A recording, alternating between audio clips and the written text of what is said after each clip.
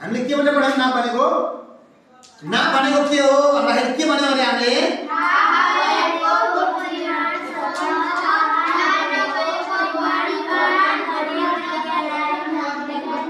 स्याबास थाहा भएको परिमाणसँग यसमा हाम्रो यो थाहा भएको परिमाण हो।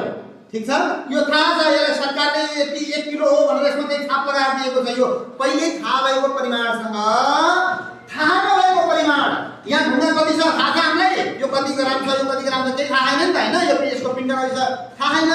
यसको थाहा नभएको परिमाणसँग यी दुईटाले हामीले के गर्यौं? तुलना गर्यौं।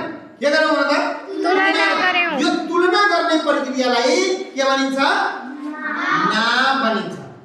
थाहा भएको परिमाणसँग यो थाहा भएको परिमाणसँग थाहा नभएको परिमाण यो ढुङ्गाहरु थाहा नभएको परिमाण तुलना गर्ने, यसरी हामीले दुईतिर राखेर तुलना गर्दैछौं। तुलना गर्ने प्रक्रियालाई हामीले के भन्यौं? नाप। यो अलिकति निकालिदियो भनेपछि यता गर्नु भइहाल्छ, यसलाई काटा यो राख्यो भने बराबर हुन्छ है। एउटा अर्को थप्यो भनेपछि के हुन्छ? यता बढी भइहाल्छ हैन। यसरी तुलना गर्ने है। थाहा भएको परिमाणसँग थाहा नभएको परिमाणलाई तुलना गर्ने जो प्रक्रिया छ त्यसलाई हामीले के भन्यौं? नाप। के भन्नुपर्छ अरे? नाप। स्याबास।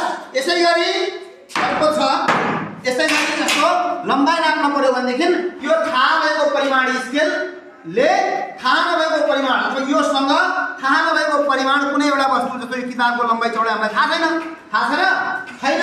त्यो यसरी लम्बाइ चौडाइ कति छ भनेर मापन गरिन्छ भनेपछि यो के भयो? नाप हो। यो प्रक्रियाले के भन्छ? यो थाहा भएको परिमाणसँग थाहा नभएको परिमाणको तुलना गर्ने जो प्रक्रिया छ त्यसलाई के भनियो? नाप। बुझ्यो? क्लियर? बहुत बहुत धन्यवाद छ ल।